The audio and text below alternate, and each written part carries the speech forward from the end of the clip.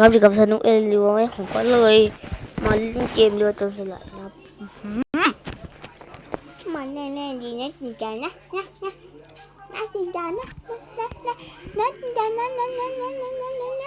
ตกแน่ตกแล้ว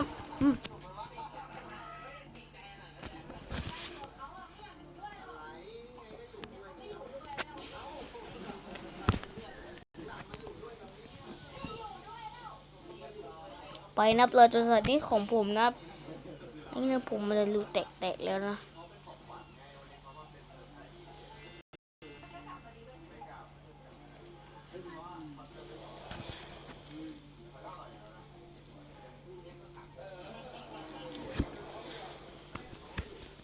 ไป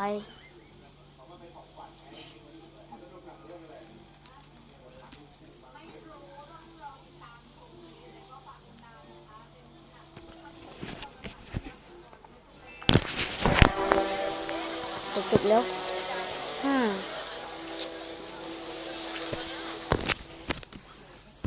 นั้น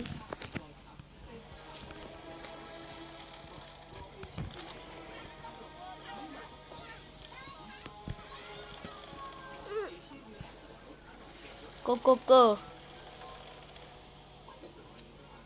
goodbye ครับเดี๋ยวเรานำเรือ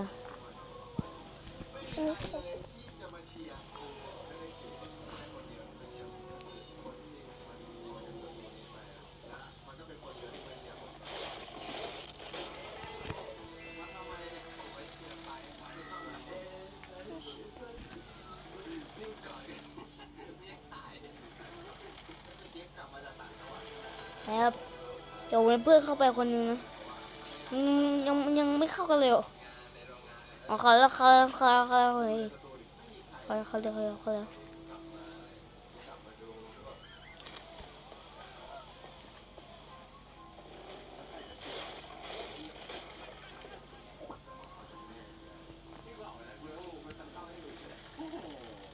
ก็คือว่าเพื่อนกลับแล้วนะ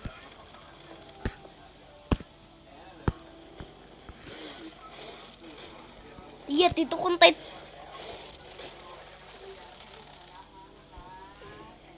เหยียดตัวนี้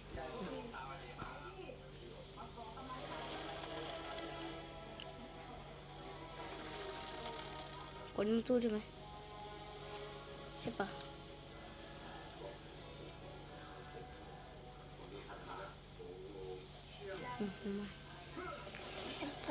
ตุ้ม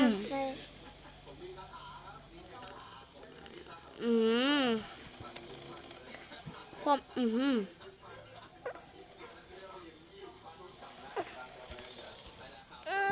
ไปอะเราจะจัดทุกคนมาแล้ว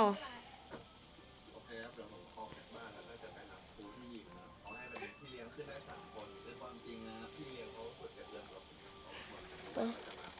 คือหลายคนอาจจะเป็นประเด็นในยูทูบนะครับว่าผมซ้อมหรือไม่ซ้อมเอาความจริงนะนับวันได้เลยซ้อมประมาณ20 วันนะแต่ว่าจริงจังช่วง5 วันสุดท้ายไอ้ช่วง20 วันก็ไปแบบเหยาะแยะเดือนสุดท้ายแล้วก็5 วันนี่มาเอาจริงอะตอนนี้ก็ปวดแขนแต่ว่าเรื่องที่ทุกคนไม่ได้มาเชียร์ผมก็คือทุกคนจะไปเจอที่นู่นตอนเย็นแล้วก็อาจจะมีทีมของซุงนะเต้แบงค์ไปกับซุงมาเชียร์ฝั่งซุง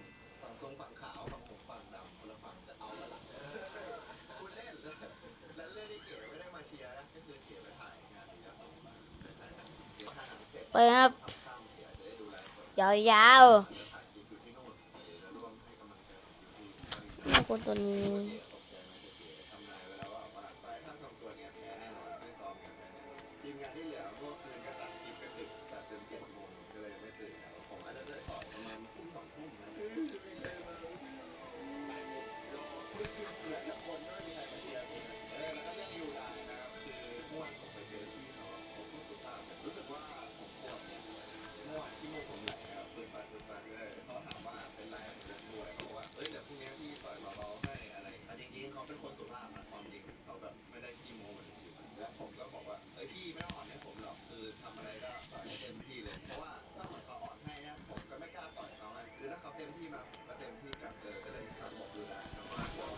ครับ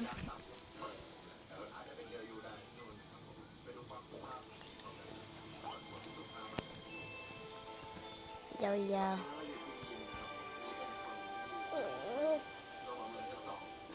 เราเล่นนี่เป็นครูสอนผม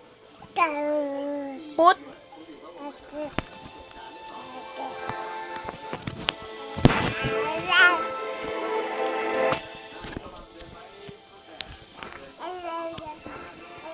มาซ้อมให้ถึง7 วันสุดท้ายด้วยก็ไม่รู้อะไม่รู้มันไม่ดีก็มั่นใจเอามั่นใจ10%เต็มร้อยโอ้โห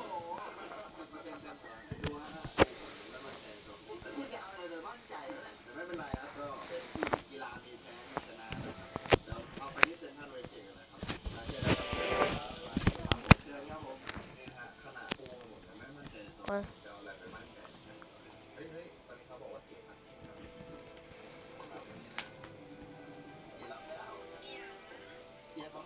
ไป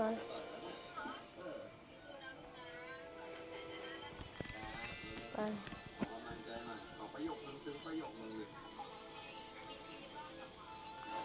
เอ้ย ได้เลยหมดแป๊บ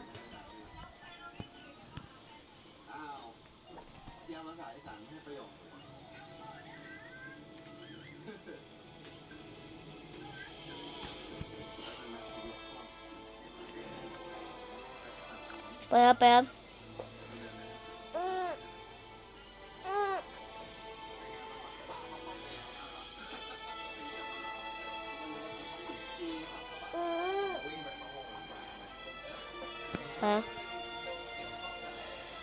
โจรสลัดกำลังขับเรืออยู่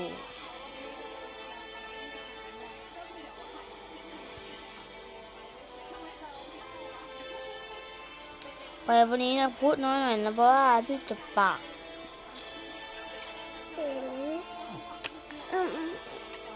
เจจะเล่นดิโมเจน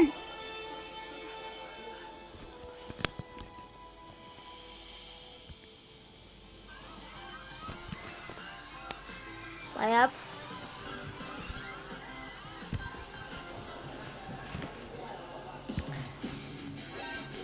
ไป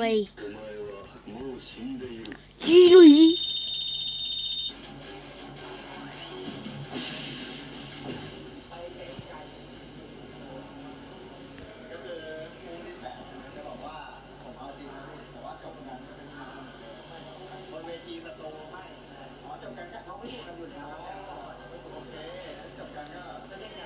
ไปนะ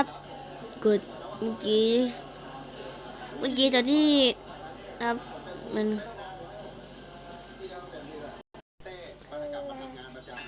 เมื่อกี้ตอนที่พี่ปิดนะปิดกล้องครับเมื่อกี้พี่โดนอันนั้นฆ่านะ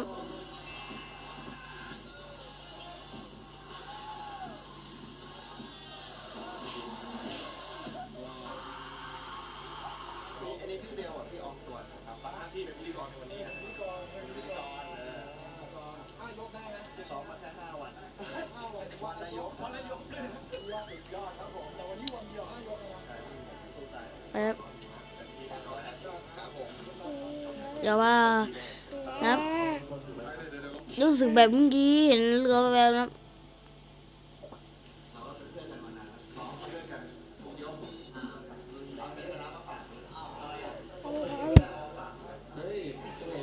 ทุกคนก็รู้ว่าเมื่อกี้เกิดดีแล้วเดี๋ยวข้างหลังผมมองไม่ได้เพราะว่า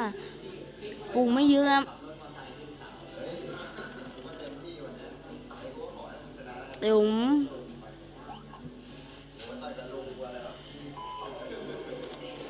ฮะ